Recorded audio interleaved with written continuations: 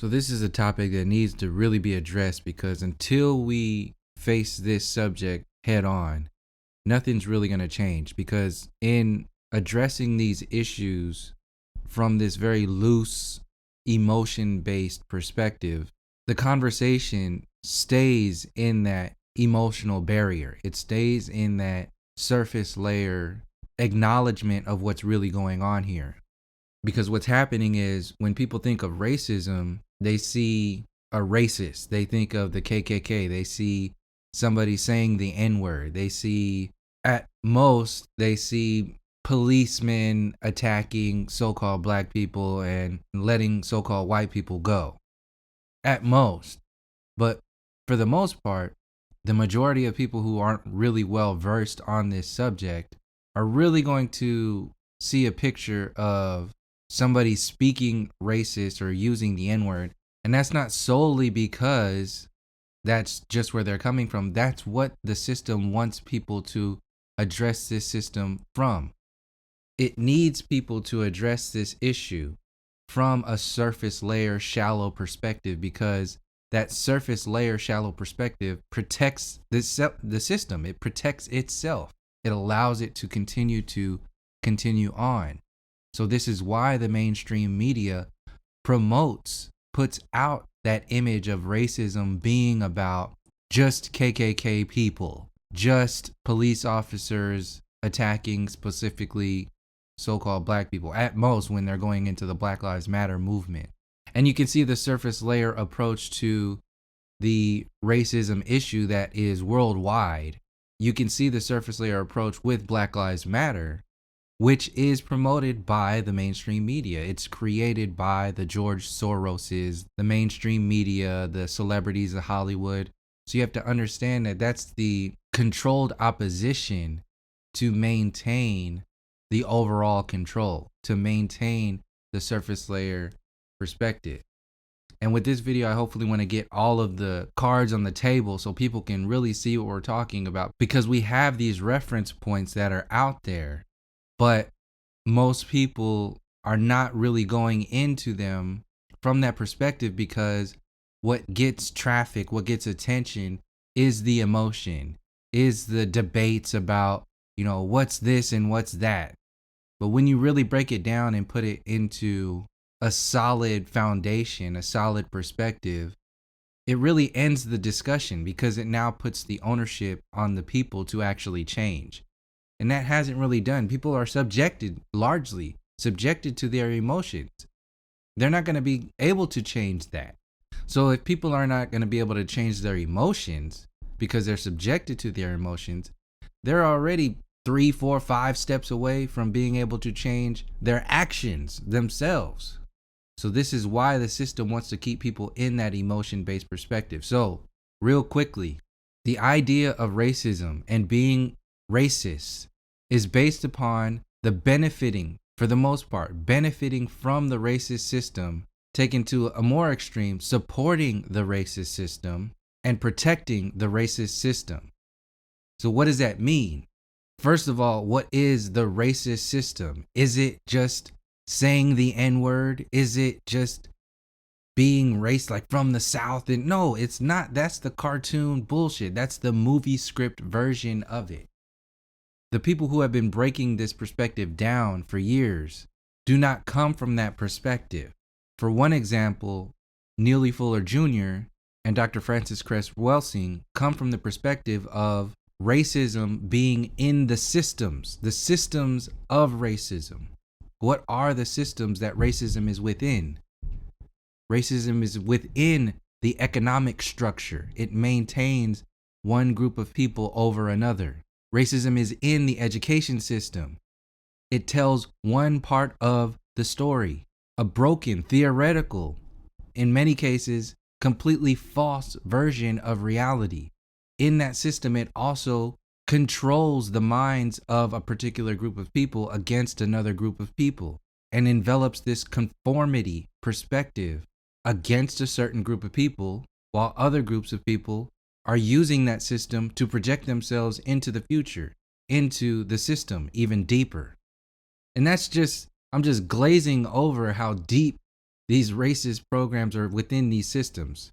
I could spend a whole video going on each one: economics, education, entertainment, labor, law, all these. And if you want more information on these perspectives from somebody who's been breaking this down for years now, like I said, check out Neely Fuller Jr.'s books, go to his website, whatever you want to do. Look at some of his videos. There's a YouTube channel that I share on my subscriptions tab on my YouTube channel called Hip Hop Cartoons.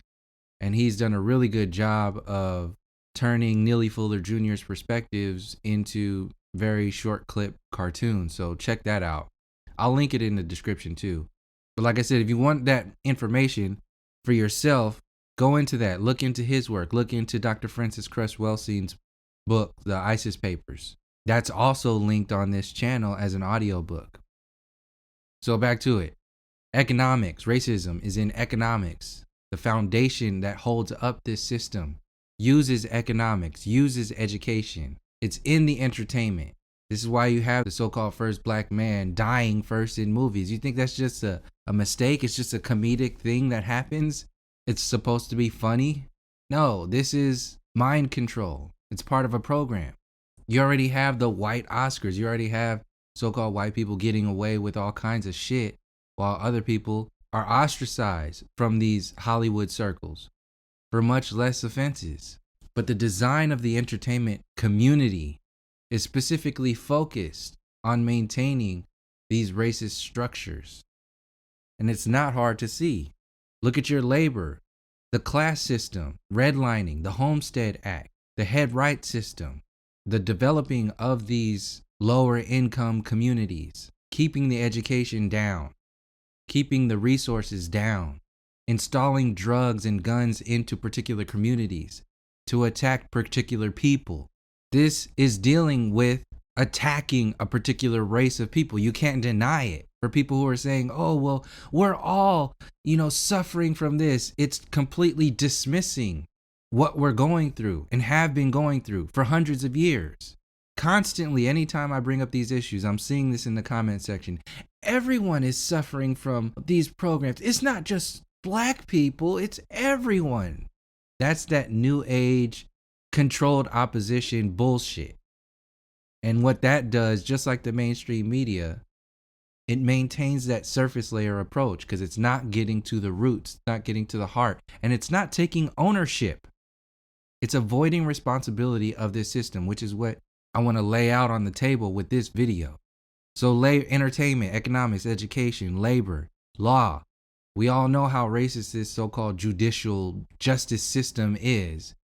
We know what the police are doing to us. So we understand that racism, prejudice, bigotry is in the so-called justice system.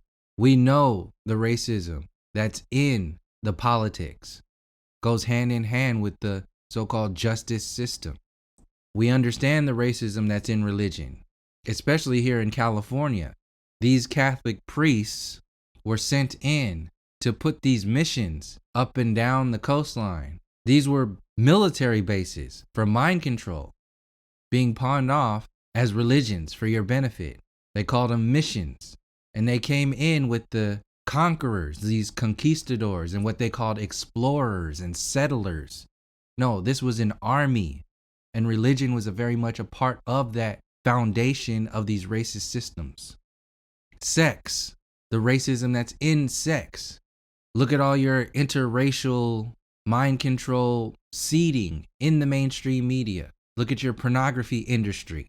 Look at the mentality of people who know that if you have lighter skin, you get treated you get treated better in society.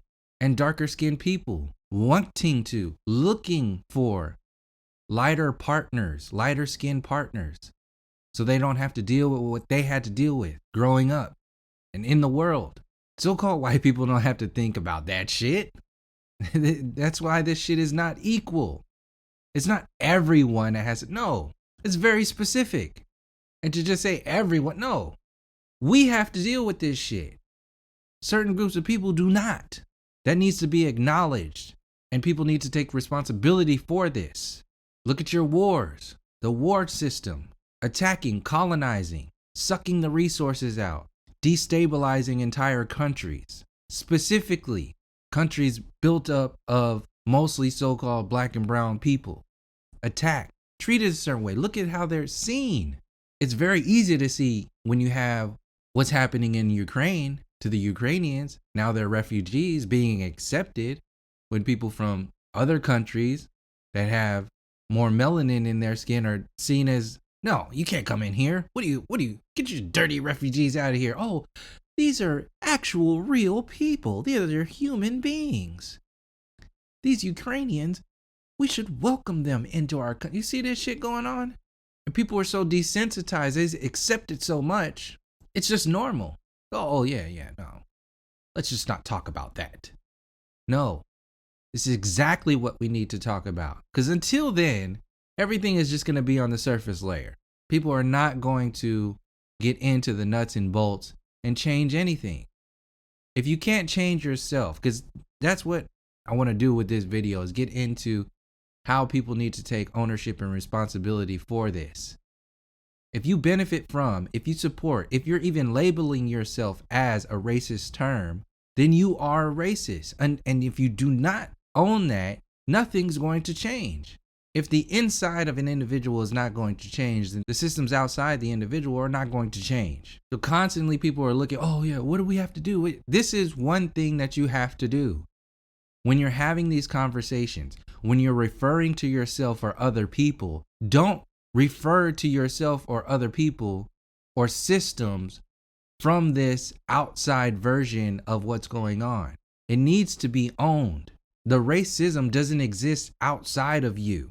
It's inside of you. If you are supported by, if you benefit from these systems, then you are a part of that system. And in turn, you are racist. And like I said, that doesn't make you prejudiced and bigoted. This is how this mainstream system wants to keep you from going into that discussion and taking ownership and responsibility and actually doing something about it. There's a stigma attached to it. Take the stigma away from it, turn it into something to be dealt with, to be changed. Look at where the discussion will be able to start if so-called white people will finally say, yeah, I'm fucking racist. I'm racist as fuck. You know why? Because this system still exists and people are still being persecuted because of my involvement in this system. I allow this fucking system to exist. And until people like me actually take ownership over this system existing, nothing's gonna change. We'll still be sitting here talking about how, oh, that racist person did this or that racist person said this. No, that prejudiced person did that. That bigoted piece of shit said that. This is how you can separate yourself from them. Right now, so-called white people can't separate themselves because they don't know what to fucking do. They can't. I don't know. I want to be nice. I want to be with you. So their main response is to do what? They want to be on your team. So they say, oh, well, we're all being attacked by this system. That's not the way. And that's another side effect to them wanting to be in control again. That's part of that racist system, wanting to control the narrative.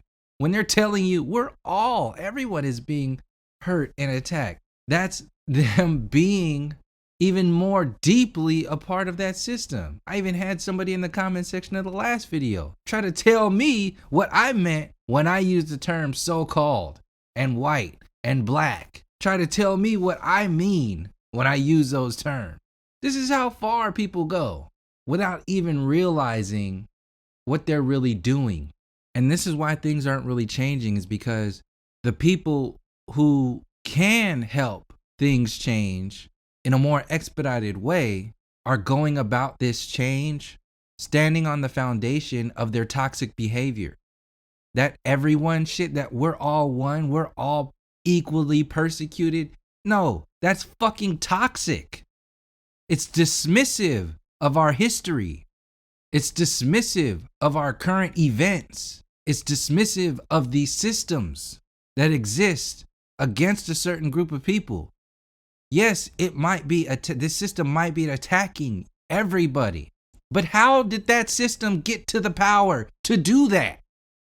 How did the system get there? It had to first neutralize the biggest threat to its system. And that biggest threat was our people, the majority of the people of the world. How did they first do that? First divide you into two people. That's what makes equal. They did the same thing when they said these are white people and those are black people. This is the same people are doing today, just in a different way. Back then they said these are two different people. Today they're saying we're all the same people. But the intention is the same: to control, to be in control, the leaders of change, the leaders of the dialogue, the narrative. They did it back then and they're doing it today. They did it back then to set the foundation for these racist systems, and they're doing it now to maintain the destruction, the illusory destruction of these racist systems in this artificial attempt to move forward, to evolve, to become enlightened, to wake up. And they've been installed with this fake ass leadership role. Not only that, they don't have that fake leadership that has been installed by the systems existing, but they also see us as less than them.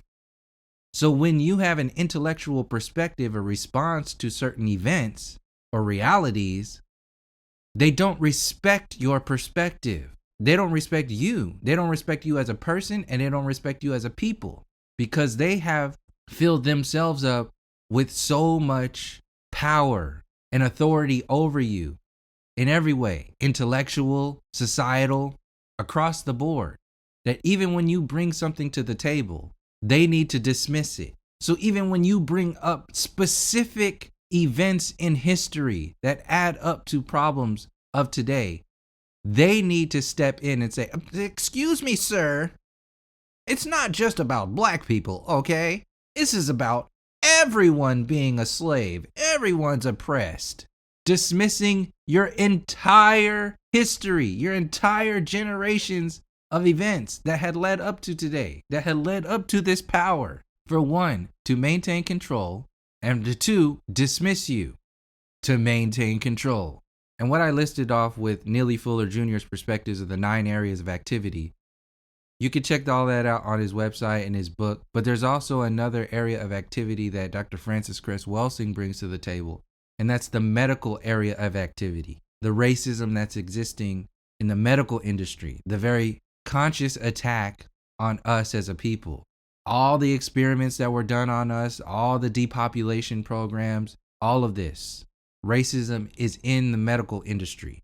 So once again, before I close this out, economics, education, entertainment, labor, law, politics, religion, sex, war, medicine. These are all areas of activity that racism is within. That is what racism is really about. So-called white people benefit in every way, economically, in the education system, entertainment, labor, law, politics, across the board. The people who pass for that and still call themselves white, they benefit from those systems. That makes you racist. Like I said, does that make you prejudiced or bigoted? No, you have to do that on your own.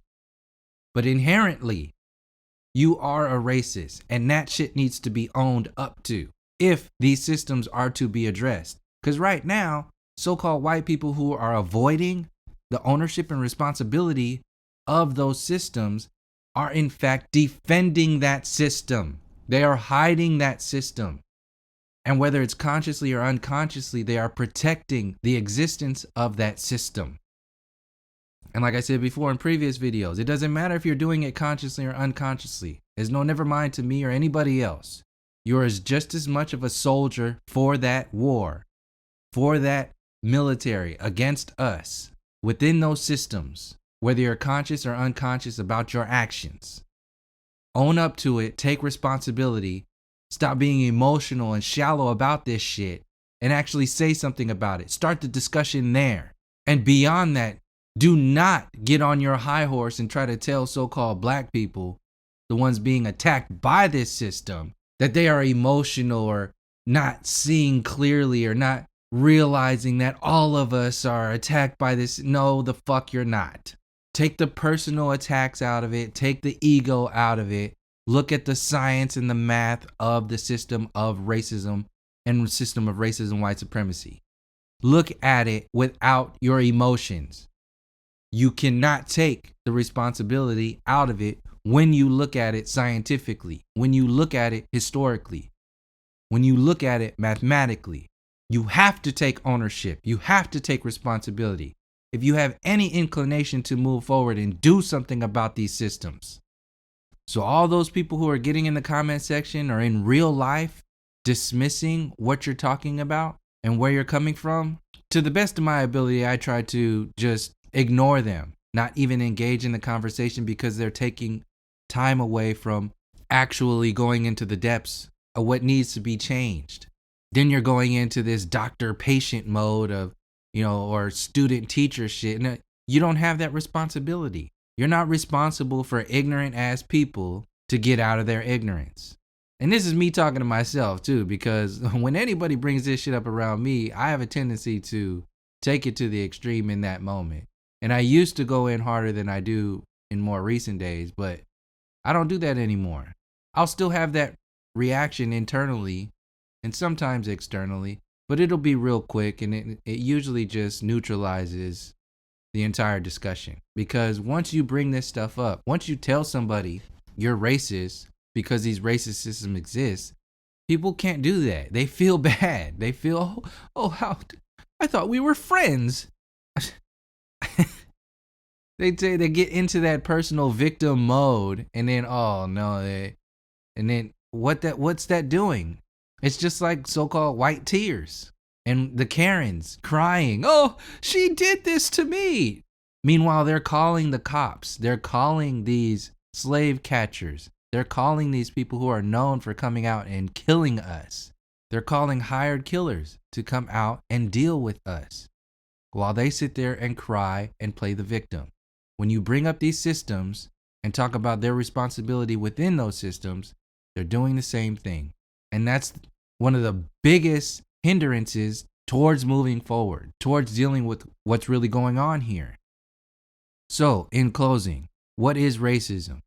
Racism is in the systems that are focused on attacking a particular so-called race of people while holding another so-called race of people above that group of people.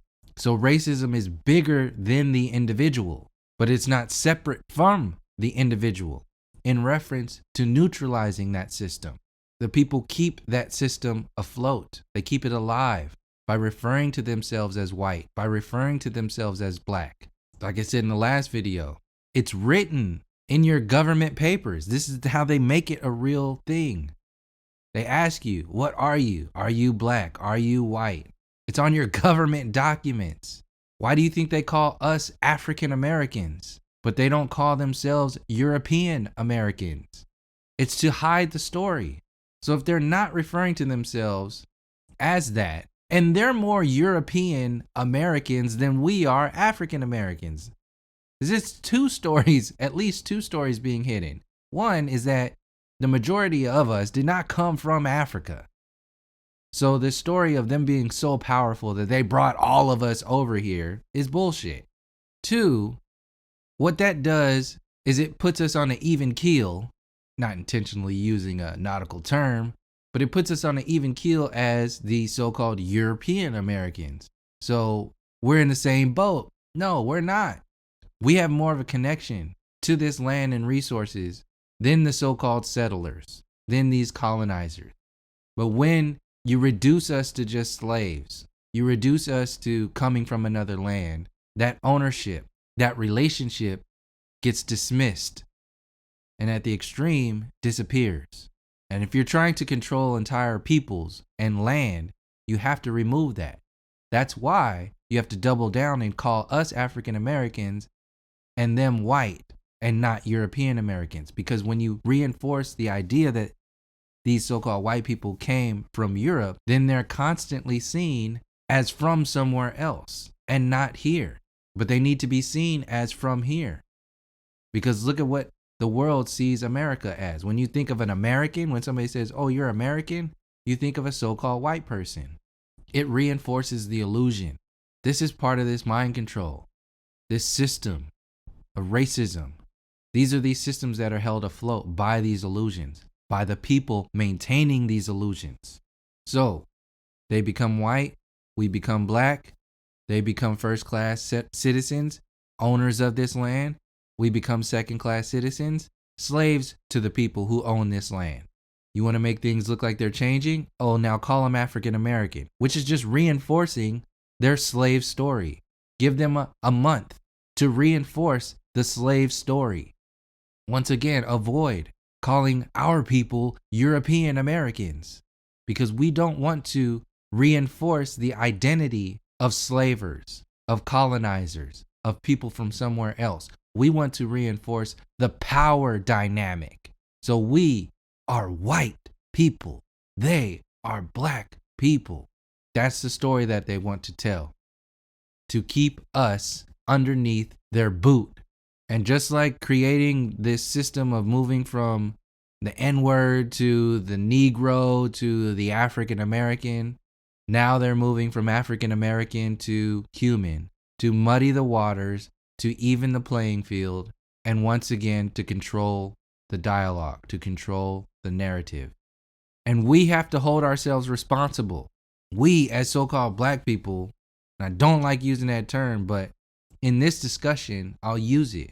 We, as so-called black people, need to start the discussion, need to be strong enough to start the discussion from the perspective of, if you're speaking to a so-called white person about racism, you need to hold the line from the awareness of all white people being racist, as long as this system exists. And because they're going to go into victim mode and we're nice people mode, differentiate from a racist and a bigot and someone who's prejudiced. Explain the difference. That's our responsibility. Because if we don't even take that step, so-called white people sure as hell ain't going to take that step. They're going to see that as an opportunity to control the narrative. They're going to say, oh, well, if you're just going to talk about racism from the emotional perspective, from the surface layer shit, then we're going to do that too. They're going to follow you. And they're going to double down on that. That's what all this new age shit is. Is that, oh, well, if they're not going to go that far, then we're only going to go this far. Because they only have to go as far in reaction to how far we go. Because they already have all the eggs in their basket. They have all the power. They have all the control. The power of the discussion is already in their favor. They have the Hollywood. They have the mainstream media. These are all part of these racist systems. They have social media. They have YouTube that censors information. Look at my channel. Look at channels like mine who speak on these issues, who are heavily censored. They have these power structures behind their perspectives. So until you change the beginning of the discussion, the end of the discussion will never change. So this is our responsibility to come from that perspective. If we are looking for any kind of change, this is what we need to do. And I don't have any expectations for so-called white people across the board. I'm just saying, for those who are claiming to be about change, are claiming to be about addressing these systems and bringing down these systems, you also have a responsibility to take ownership over these systems existing outside and within you. So if you are within a discussion about racism, start that discussion. You're going to shock people when you tell people, yes, I am racist, but I am not prejudiced. I am not bigoted. I do not subscribe to that racist agenda, to those prejudiced and bigoted agendas. I do not subscribe to that. That is not who I am as a person. But I cannot help but be racist because I benefit from this racist system. My very existence, when I'm in a group of other so-called white people, we support this system by our very existence, by people calling us white, by our existence holding up, setting the pillars of these very destructive systems. It's like with anything, before anything changes, you have to acknowledge that it exists. You have to take ownership of its existence. So-called white people are not taking ownership of this existence because they're deflecting from with their emotional body, because they're not aware of what this shit really means. And it's not only them, it's us. we're doing the same thing. We're keeping this conversation on this emotional surface layer. And only a small percentage of people are actually going to the depths of saying, look, this disease, this racist system is existing in each and every one of you who benefit from this system. There's not that many people who are going there. And until people go there and come from that perspective en masse, until that happens, nothing's going to change.